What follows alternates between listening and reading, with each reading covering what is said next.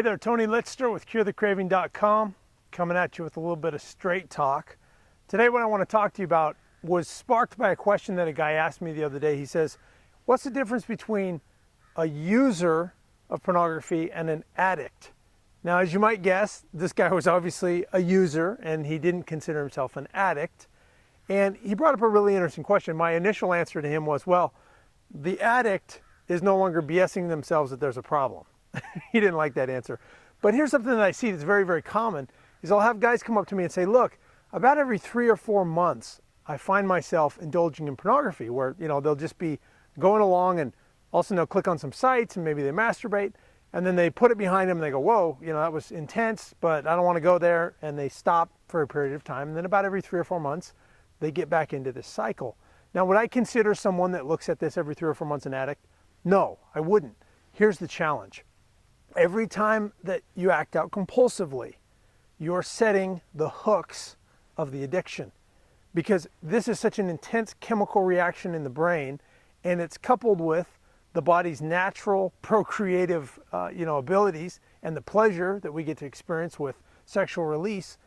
And so what happens is it anchors your brain that the way to get an intense sexual release is by looking at pornography and masturbating. And what happens, this is the cycle that I see, is that somebody will go along like this, maybe for years. Every 3 or 4 months they indulge in it. And then all of a sudden stress increases in their life, or maybe some challenges come up in their marriage. Other outside factors start to weigh in on them. And they've been training their brain all along that the way to get release, the way to decrease stress, the way to get over loneliness, the way to escape from life, the way to have some, a little bit of fantasy is to escape through pornography. And then what happens is their life gets more stressful or less satisfying. They start to go more and more and more into the pornography, and then they get into that compulsive cycle that's really hard to stop. The challenge with this is that they're training their brain that their emotional coping tool of choice, right, the way they deal with stress, with pressure, with anything uncomfortable in their life, is that they need a sexual release. And the more they view pornography, the more intense that pornography has to be. And so they're setting themselves up for the addiction. They're setting those hooks. And in the beginning, when they're only looking every 3 or 4 months, it's not that hard to put it away and to stop. But as it progresses, those hooks get set deeper and deeper and deeper. Now, consider this. If you found yourself in one of these cycles, either maybe you look on a regular basis or maybe it's just every 3 or 4 months, what are you doing in between times that you look at pornography? Because this is another big challenge, is that, yeah, they may only look every 3 or 4 months, but what they're doing in between that is they're fantasizing about it, and they're thinking about going back and looking again, and they're resisting it. They're saying, no, I can't go there. But they're fantasizing about it. They're thinking about it on a regular basis.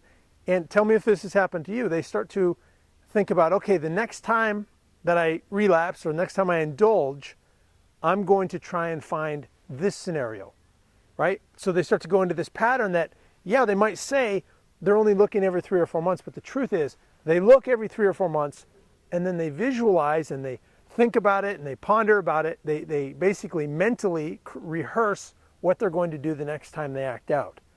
And this is where it really starts to become a compulsive pattern in their life. My suggestion to you, if you find yourself in that group that looks every 3 or 4 months, is that you really start to take a look at how you're dealing with the stress in your life, how you're dealing with rejection, how you're dealing with exhaustion. If you're running a life that's too intense, that's too exhausting, if you're setting yourself up for failure. Because in my years of experience, from my own recovery and from the people that I've worked with, in my humble opinion, the way out of this is by learning new coping tools. And that takes time because those eventually have to become habits. So the problem with looking every 3 or 4 months is that it becomes a habit, that the way you deal with life, with stress, with challenges, is by acting out sexually. And for those that happen to be, further trapped in it, where it ends up being then it's, every week and then it's every day, it becomes a less and less satisfying situation. It becomes to where you really can't find any lasting satisfaction from acting out. And I would say the same thing to you.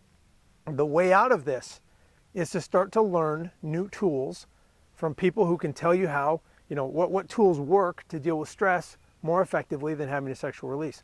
What tools help you with dealing with rejection? What tools help you with, that moment of temptation when you're there in front of the computer? Because unless you start to establish some new habits of dealing with life, life's not going away, right? This issue of pornography is not going away on its own. If you leave it to itself, it just becomes worse and worse and worse and becomes more and more compulsive because your brain is seeking a more intense experience. And eventually you can't get to that intense experience that you think that you're going to get from it.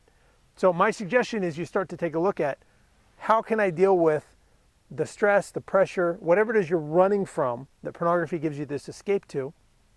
Take a look at that right now and start to establish those new habits in your life as you go along.